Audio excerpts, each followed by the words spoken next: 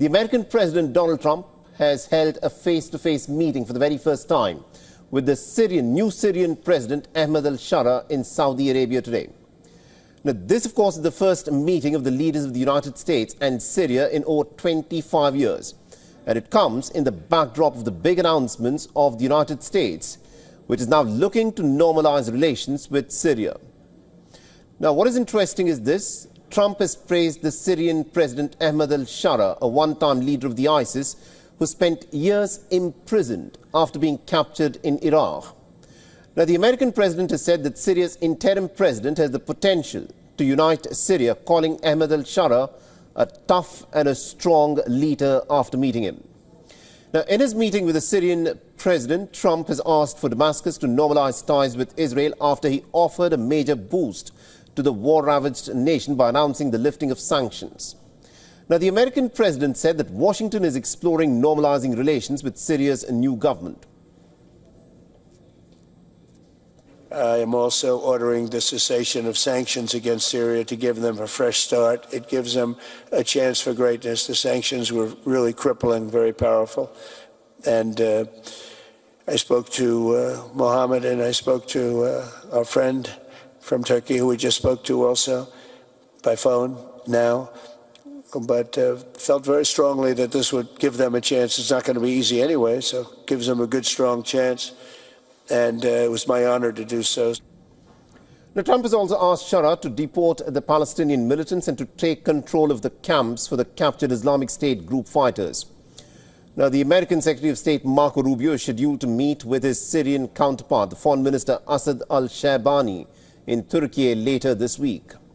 Now, Turkey and Saudi Arabia have also advocated for reconciliation with Syria. However, the move has put Donald Trump at odds with the State of Israel, which has voiced pessimism over Ahmed Al-Sharaa and has ramped up its own airstrikes to degrade the long-term adversary's military capabilities.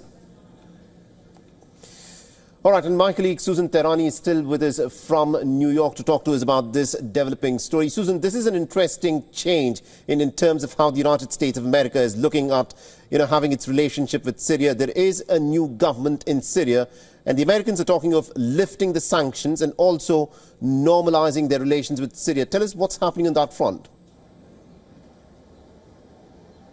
Yeah, well, you mentioned rightly everything in a nutshell that's happening, and we saw President Trump have that brief meeting, about 30 minutes or so, with the new Syrian president. The issue here at home is that Al-Sharaa is still on the list of terrorists here in the United States by the State Department.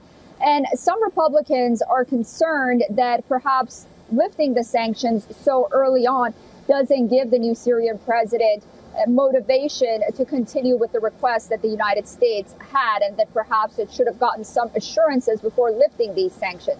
President Trump says with the sanctions in place and with the current situation in Syria, there is no doubt that there would have been some kind of uprising, malign activity by terrorists. But when you lift the sanctions, at least there is a chance that Syria is able to rebuild.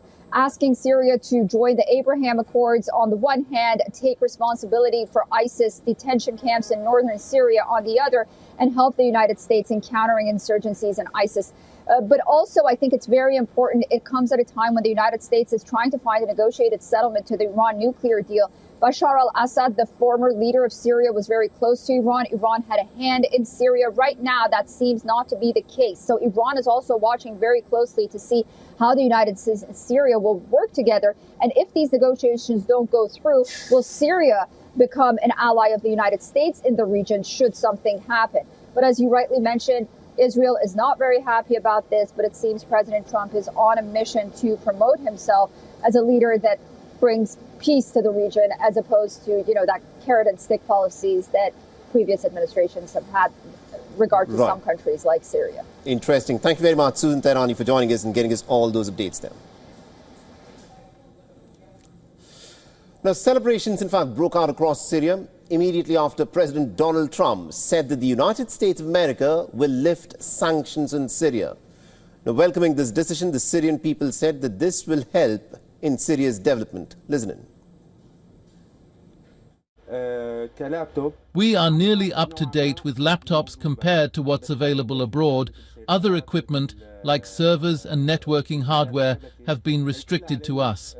We couldn't obtain licenses for any servers or firewalls simply because we are in Syria. When you want to operate any electronic system that exclusively needs to be connected abroad, you are also isolated from it. So, of course, lifting the sanctions would be positive. We weren't able to transfer money before. We were not able to transfer at all. And we even faced many problems, us specifically, because transfers were not allowed. But today, no longer, transfers will be easier. I came to celebrate the lifting of the sanctions on Syria imposed on Assad. Thank God, now after Syria has been liberated, this will be a positive signal for the country, for the manufacturers and the economy, and even to encourage people to return. As an engineer, I believe the lifting of sanctions on the Syrian people will have a positive effect on reconstruction and infrastructure, especially in the city of Aleppo, which is an industrial city. There will be a big economic boom for all of the Syrian people. So there are some momentous changes happening in Syria, and we earlier spoke with General R.G. Mohammed Abbas, who is in fact a Syrian political and also a military analyst, and we asked him as to what price will Syria be expected to pay for the lifting of American sanctions and for the normalizations of relations between Damascus and Washington. Let's listen in to what he had to say.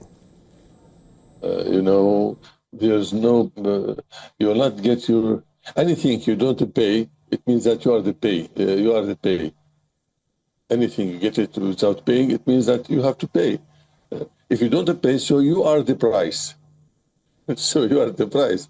Now, Mr. Trump offered his offer. Now, the price is to normalize with Israel, to look forward in the good relationship between Syria and her neighbors. As Mr. Al-Sharaa said, okay, we have no enemy relationship with there's no foe in the region for Syria.